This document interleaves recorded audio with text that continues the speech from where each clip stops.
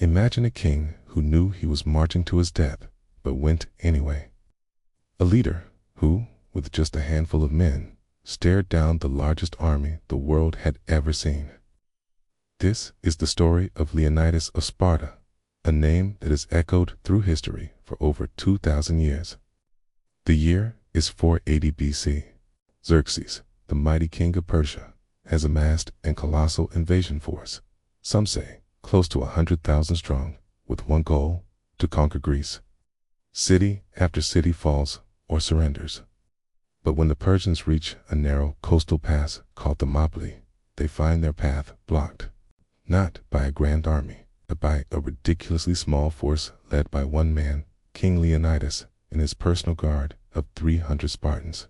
Why only 300? The Spartans were celebrating a religious festival, and their laws forbade a full army from marching. So Leonidas took what he could, his own royal bodyguard, men who already had sons to carry on their family lines. He knew it was a suicide mission. When a soldier complained that the Persian arrows would be so numerous they would block out the sun, a Spartan famously replied, "Then we will have our battle in the shade." That was the Spartan spirit. This spirit wasn't born overnight. From the age of 7, Spartan boys were taken from their homes and entered the agoge, a brutal, unforgiving training system designed to forge them into the world's most disciplined warriors.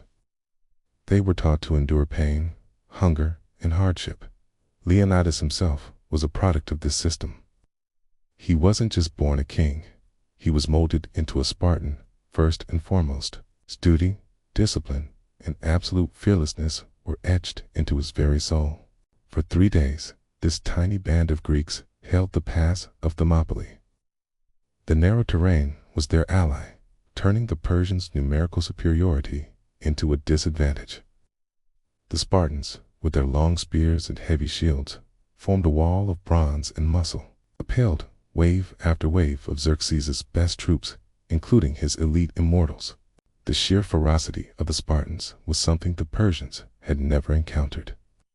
Thousands of invaders fell before the disciplined fury of the 300. But their stand couldn't last forever. A local trader revealed a hidden path, allowing the Persians to surround the Greeks. Leonidas knew the end was near. He dismissed most of his remaining allies, ordering them to retreat, and warned the other Greek cities. But he and his 300 Spartans, along with a few hundred other brave Greeks who chose to stay, remained. They would not surrender. They fought to the last man. Surrounded and overwhelmed, Leonidas and his Spartans made their final stand. A breathtaking display of courage against impossible odds. They fell, but their sacrifice was not in vain. They bought precious time for the rest of Greece to mobilize.